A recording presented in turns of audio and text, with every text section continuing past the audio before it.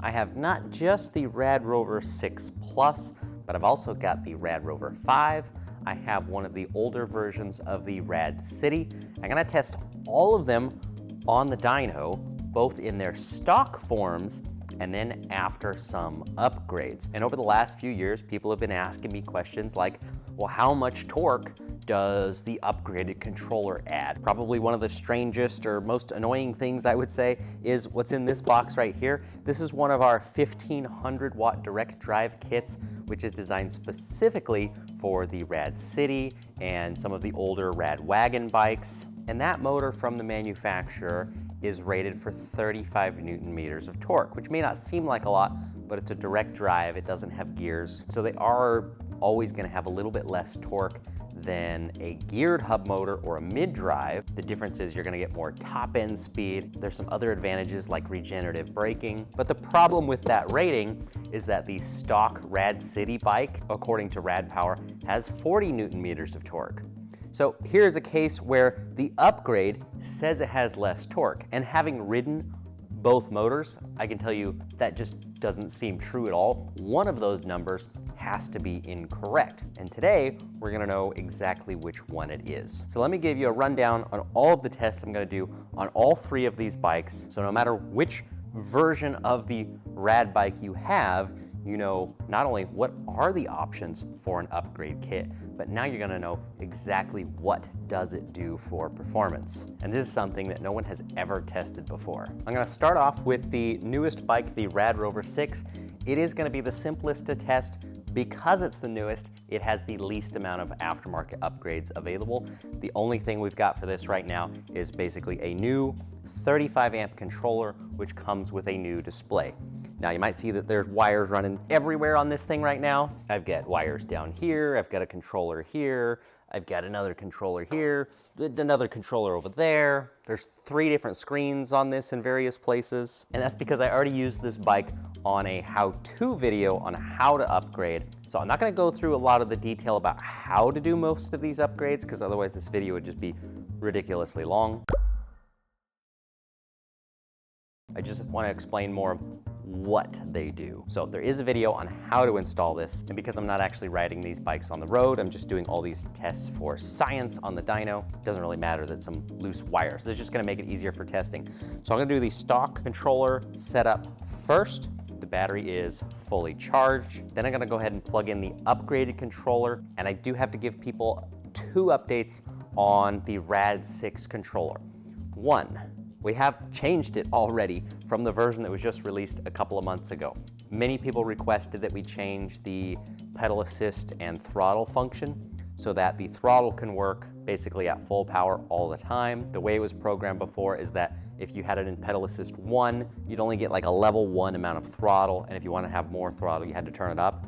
Now, in pedal assist settings 1 through 5, the throttle is always full throttle. You don't have it limited by the assist number. So that was a change that was requested. It's been made, and the graphical interface, I'll show you that later. The graphical interface of the display itself has been updated a little bit as well. The other thing people were asking about this specific kit is what other new Rad bikes does it work on? So this battery is what people are calling the integrated or semi-integrated, because this battery is clearly designed for this frame, which unfortunately makes it a little bit harder to design aftermarket batteries. That's why there aren't any plug-and-play batteries yet for these. Every prior version of the Rad bike uses a battery and a cradle that looks like this. So if you have a bike with this style of battery, you have to buy the Rad Rover 6 Plus upgrade kit. If you've got one with this style of battery,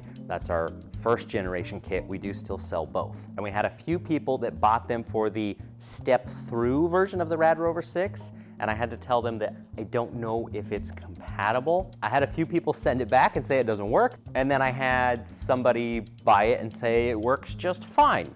So thankfully I was able to borrow a local customer's step-through bike and confirm that yes, it does work on the step-through bike as well. So let me show you that part right now. I've gotten mixed feedback on the Rad Rover 6 Plus step-through and whether or not our upgrades work on it. It's not a compatibility issue. I think it's just a matter of cable lengths and wire lengths. The first few people that ordered the upgrade kits and had the step-through bike, I just had to say, I don't know if it'll work. Typically, when our kit works on one version of a rad bike, it works on pretty much all of them, but you never know until you test it. So I got 2 or 3 reports from people saying it didn't work. They couldn't figure out how to plug it in and make it function.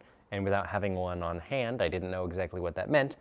And then I had one person respond and say it works great. So I'm gonna get to the bottom of it. Thankfully, we have a local customer who has a Rad Rover step-through who loaned us the bike so we could see what exactly is going on here. What I understand so far is that the controller is not up here, it's that it's actually mounted down here. Now, normally the first step I would do is take the battery off, but I actually don't have the keys right now. Hopefully I get those tomorrow, but I'm just gonna see how far I can get without the keys and taking the battery off. So I'm gonna cut a few of these zip ties off for the wiring. All we really need to get to is the motor cable, which is right here. I need to get to the 11-pin connector for the wiring harness, which I can see clearly right here. I'm pretty sure that's it. Yep, that's a Joulette connector. So the only thing I'm missing is the battery connector, which is gotta be right here. So if I can pull it out, I might be able to plug this in and verify everything works, even without removing the battery. Put this one down here. Oh yes, and we do need to get to the pedal assist sensor, but that is clearly visible right here as well. If I can get this out, that would make the installation even easier than the step-over bike. Pedal assist unplugged, that's the one yellow connector.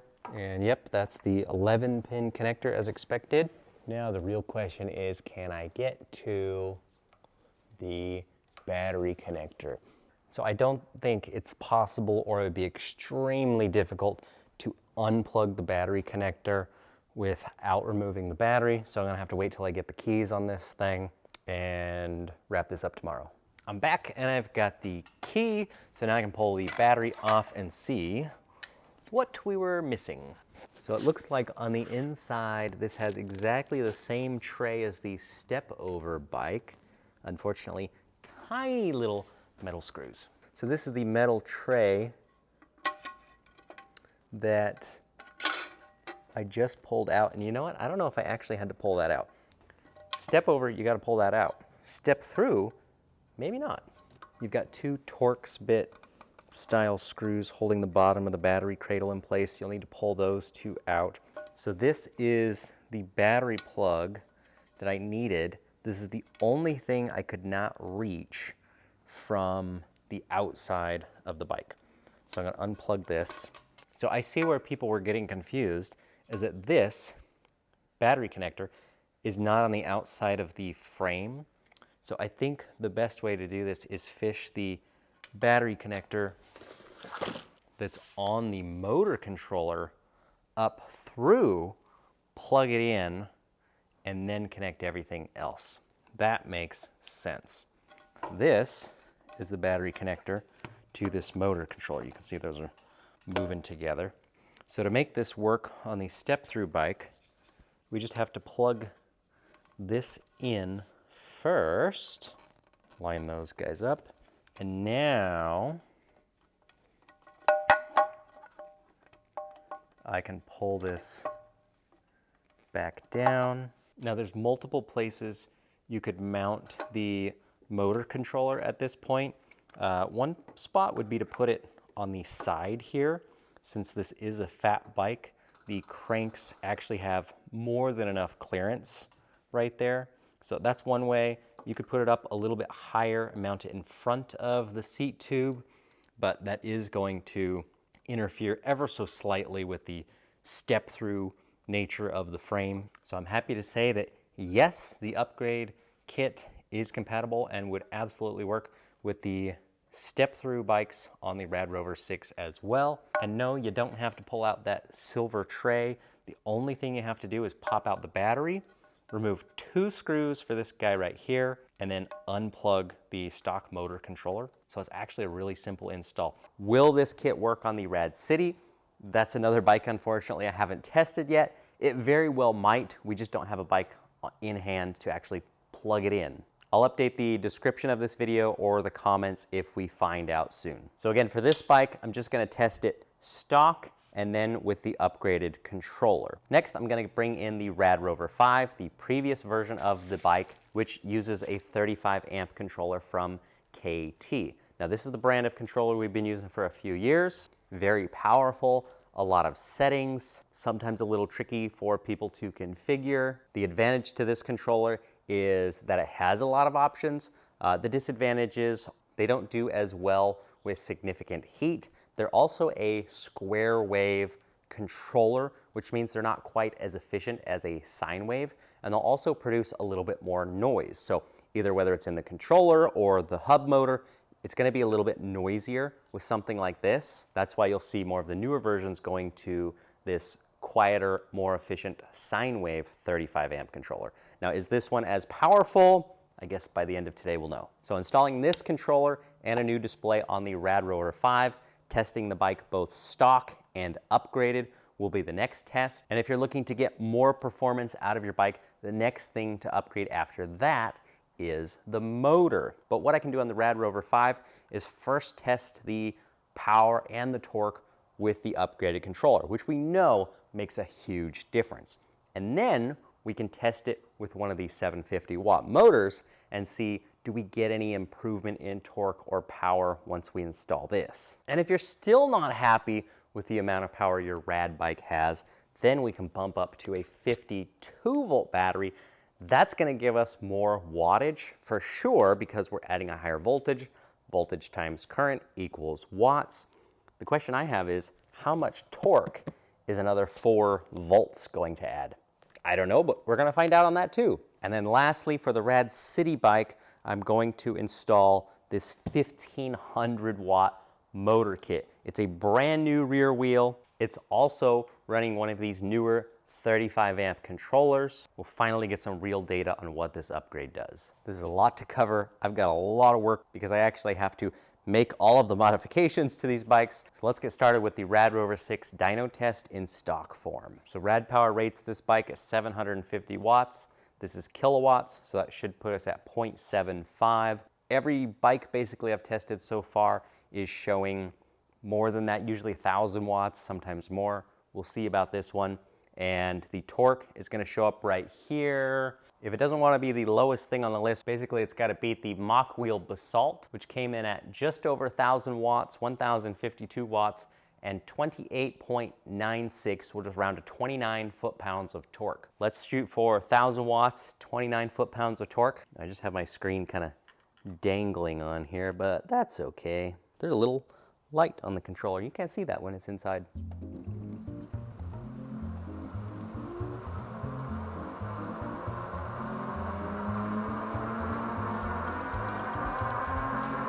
Did we get 20 foot-pounds of torque? Yep, 20.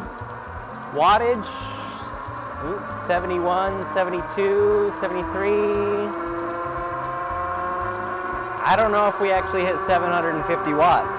So the moment of truth for Radpower's latest flagship bike. Let's stop the test. And that's a little, okay, it's not a little, that's actually really disappointing. I got 0.716 kilowatts. So that's 716 watts at the rear wheel. So what does that mean? I think that means that for this bike, the peak output, keep in mind this is a fully charged battery. This is as good as it gets right here. That means we're probably getting 750 watts or close to it drawn from the battery, but by the time we have the drag of the fat tire, any losses of efficiency from either the motor controller or the hub motor, I'm only getting 716 watts at the wheel, and probably even more disappointing than that is 20.17 foot-pounds of torque. Didn't I say we were trying to beat 29? Yeah, the Mach Wheel bike did, I thought, respectably well at just over 1,000 watt peak and 29 foot-pounds of torque. If we want to compare it to other hub motors so far, the Area 13 Blackbird peak of 1.29 kilowatts, almost 1,300 watts, and just shy of 33 foot-pounds of torque, and this has only given us 20. I wasn't expecting this to be the most powerful bike tested. by any means. Now, years ago, Radpower used to advertise their bikes as 500 watts with a 750 watt peak, which kind of is how this new Rad Rover 6 is performing. Now, in their marketing and in their literature, they actually advertised, I'll have to go online and see if it's still there, that the Rad Rover 6 had a new motor with more torque than the Rad Rover 5. Is that actually true? I guess we'll find out a little bit later. So let's put the bike on the board we got, which effectively puts it in last place. Now this line is all stock bikes. So all three of these bikes in their stock form are gonna go here.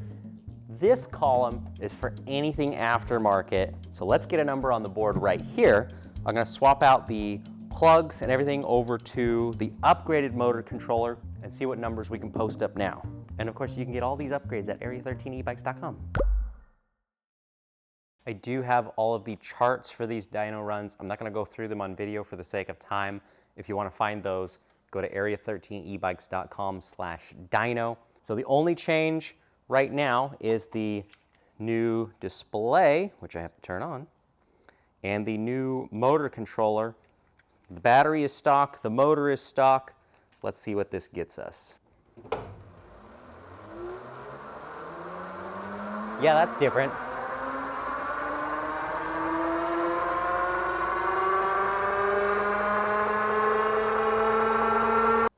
There we go. 1,500 watts. We more than doubled the power in watts, and the torque went up to 37.33 foot-pounds. I'm actually quite impressed by that result. I wasn't expecting the torque to be that high. I will say that a hub motor like this is not gonna perform quite as well as a mid-drive with the same power because you don't have the gears to shift through, but those numbers basically put it very close to being on par with an Area 13 Foxbat, which is using a Bafang 1000-watt mid-drive, the BBSHD motor. It is definitely a fair comparison to a stock Blackbird. That was right around 1,300 watts, 33 foot-pounds.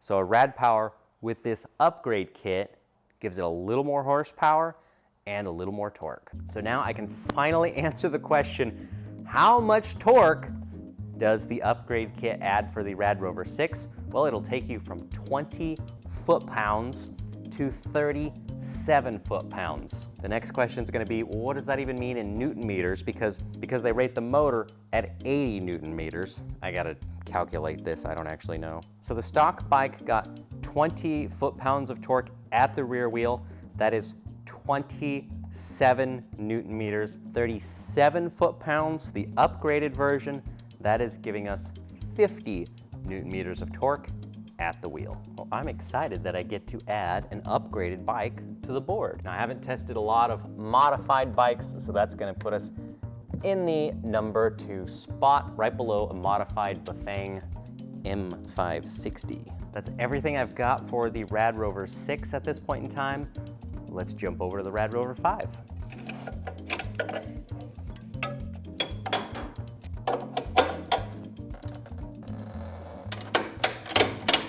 The keen observer may notice that this is not the stock Kenda tire. This is a Pan-Eraser Fat Be Nimble. Those are identical to the Chow Yang tire brand as well. So there's the possibility that this bike could slightly vary because of the tire being used.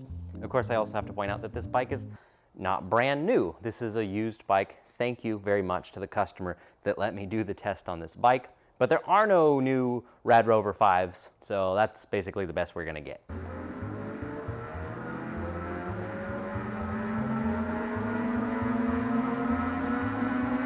$741 watts.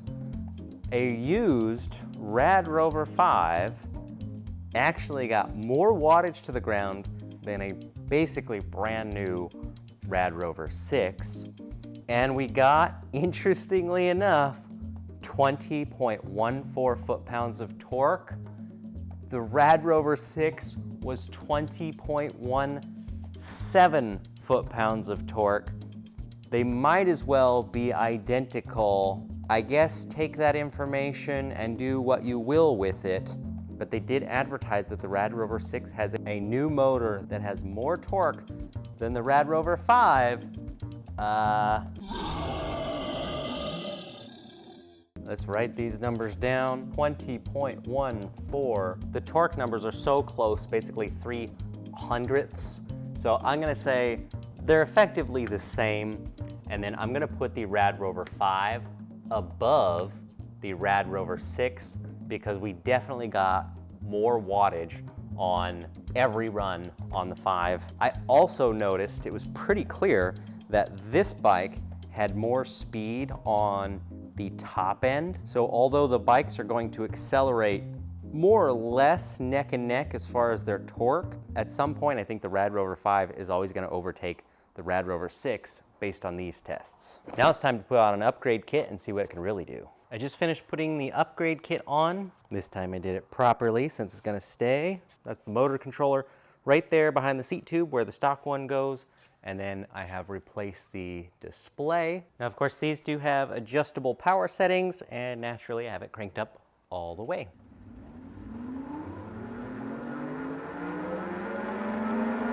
So the upgraded Rad Rover 5 got 1.493 kilowatts, almost 1,500 watts, and 38 foot-pounds of torque. The one thing I think we have to bear in mind here is that this battery definitely has some more age on it. It's possible it's sagging a little bit on voltage more than a battery that's brand new, but these are realistic results you can expect on a current Rad Rover 5. 38.07. So basically, the Rad Rover 6 upgrade kit and the Rad Rover 5 upgrade kit are very evenly matched. We had 37 foot-pounds. This one we got 38 foot-pounds. This one we got a little more wattage. This one we got a little less wattage. So really similar results. I don't think if you were riding, you'd be able to tell the difference between these two. What would be really fascinating is if there was a way to test efficiency and compare these because one's a square wave and one's a sine wave. I can't do that yet, but stay tuned for more videos. There's two more changes I can make to the Rad Rover 5 to see if we get more torque or more wattage. Now, if we change the motor, it's not really going to draw more power from the battery, but I gotta give it a shot. So the next thing I gotta do is pull this rear wheel off, swap the motor out, throw it back on the dyno. The only change I've made now is that I've put in one of our 750 watt continuous motor cores. With the stock motor, we got about 38 foot-pounds of torque. So the question is, are we gonna see any more torque at all just by changing the motor? We're feeding it exactly the same amount of power. We're running on the same battery voltage. I honestly don't know what's gonna happen. Let's find out. I must not have got the battery quite topped off. I got 36.8, 37-ish foot-pounds, but I was reading a little bit less power, 1.45 kilowatts, so I wasn't getting as much power actually down to the ground. I really wish I had a way to test efficiency because I think that's where we might see a difference. The larger magnets coils should deal with heat better. That's why it has a higher continuous rating. Did it actually show up on the dyno? Basically, no. The tests between the stock motor and the upgraded one were right about the same. We're feeding it the same amount of power right now, so it kind of makes sense. Too surprised by that, I guess. But let's see what a 52 volt battery does. So now I have all of the Rad Rover 5 upgrades installed. New controller, new motor, 52 volt battery is what it's being powered off. This one is not connected. Let's see what we get.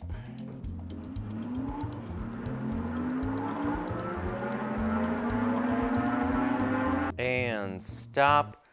1,600 watts. I think that's a new benchmark for the Rad Rover 5. We basically added another 100 plus watts of power and went from 38 foot-pounds up to 39 and a quarter. The main reason people go to 52 volts is if they want a little more top-end speed. For example, if a bike is capping out at 25, 28 miles an hour, you might be able to get it up to, say, 30 miles an hour. But as we can see from this, not only are you getting the benefit at the very top end of the range, you're also getting a little more torque all the way through as well. So that's gonna bump the Rad 6 and the Rad 5 with just the upgrade kits down. That's gonna put it right here underneath the Bafang M560 motor that was modified. Technically, this setup is putting a little more horsepower to the ground by about 100 watts. I'm gonna leave the M560 at the top, however, because it was putting 43 foot-pounds of torque to the ground versus 39. And I think if we were to put those two in a drag race, the extra torque is definitely gonna make that one the winner. But overall, this is a very powerful bike once it's been upgraded. Stock, not so much. Let's see how it compares to the Rad City.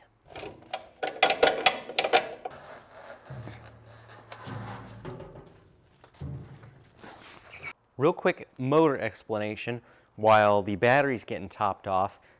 The city bike and the older Rad wagon bikes used what's called a direct drive motor. So instead of having planetary gears and a reduction inside like the Bafang motors do on the fat bikes, one revolution of this motor is equal to one revolution of the entire wheel. On a Bafang hub motor with those gears we just looked at, the motor actually has to spin 5 times in order for the wheel to spin once. The reason for the reduction is to increase torque. You also can make the diameter of the motor itself smaller. You can make it a little bit lighter. The advantage of a direct drive, however, is that there's a little more reliability because you actually have less moving parts in theory. And you can also have regenerative braking because there's no freewheeling mechanism inside.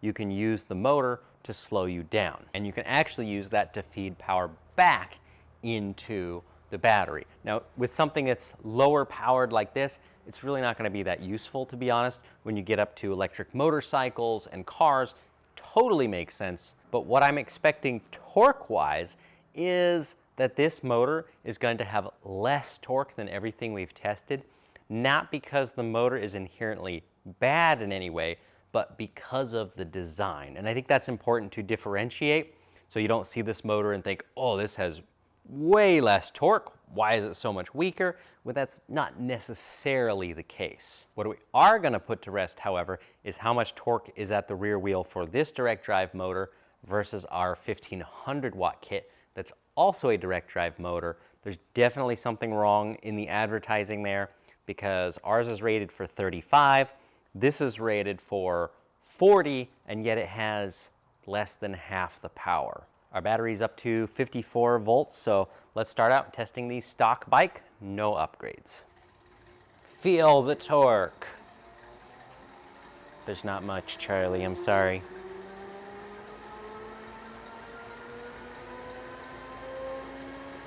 Not much on the power output to the wheel either. Oh, we did get hit 700, I think. I might have just hit 740 for a split second there.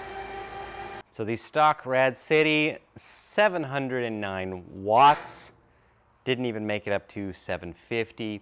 And the torque is the lowest number I have ever seen at 17.21, which is about 23 Newton meters. Again, they rate this motor for 40 Newton meters at the axle. We're getting 23. I don't know how that'll compare to the other motor kit, but if you want something that can climb hills, that's not it. If there's one thing I've learned today about Radpower bikes, or confirmed, I've been saying this for a long time, is that they're really 500 watt continuous setups, and I'm struggling to even say that they're 750 watts peak. I suppose the battery might be seeing 750 watts peak, but I did not get 750 watts at the wheel for any of these bikes. The Rad Rover 5 was the closest at 741 watts. The Rad Rover 6 did worse at 716 watts, which is their newest and latest bike.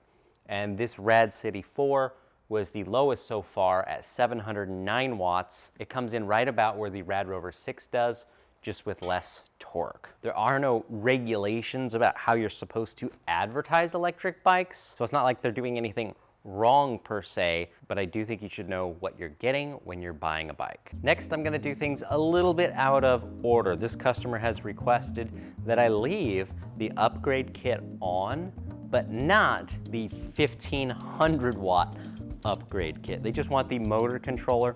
So I'm going to first install the 1500 watt kit. So we're gonna get the maximum power out of this thing, and then we'll backtrack a little bit to just the controller upgrade and see what the differences between those two are. And I can also throw the 52 volt battery into the mix to see what sort of effect that has. I've loosely got the 1500 watt kit put on because it's not gonna stay permanently on this bike. So I have the motor securely bolted into the rear wheel. The controller's just sitting on the ground right there, and I'm running off of the stock battery. So the figures to beat are 709 watts and 17.2 foot-pounds of torque.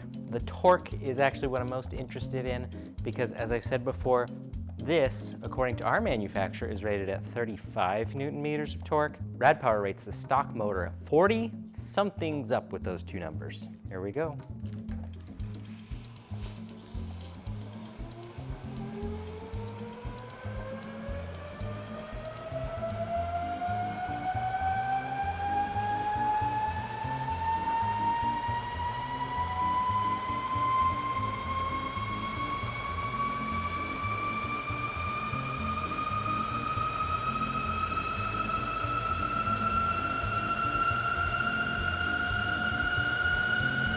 It's definitely faster.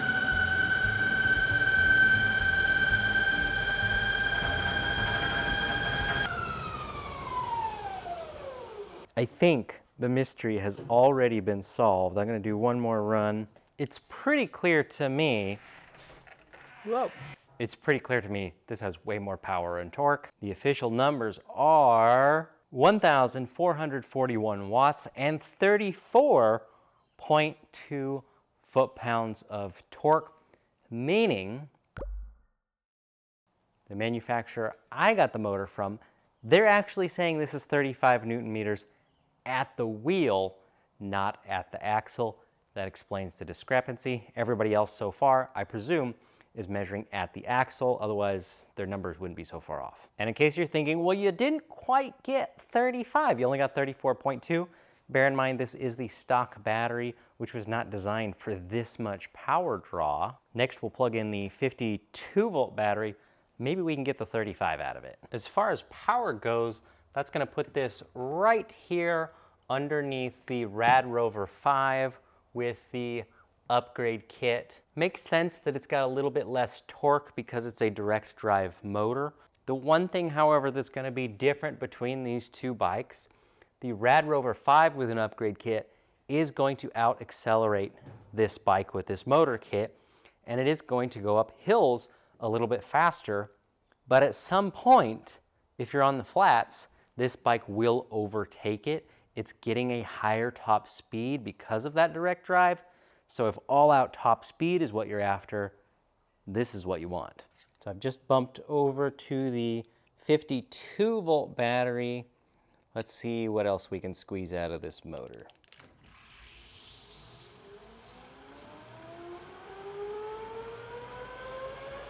$35, we got it. I saw it on the screen. If we were on the ground right now, we'd be doing 37 miles an hour, still have torque, still have watts. This bike would be fast. It's not gonna be 45 miles an hour fast like it read on the screen, but close to 40 miles an hour might not be out of the question. 1,537 watts, and there it is, 35.14 foot-pounds of torque, exactly as advertised. So I'm gonna go ahead and put that on the board as well as its own test, just so we know what both of those numbers are for future record keeping. And the final test I have to do is basically to pull this wheel back off. I'm gonna downgrade it, but not to stock.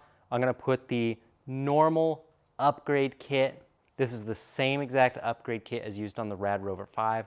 I'm gonna permanently install it on this bike.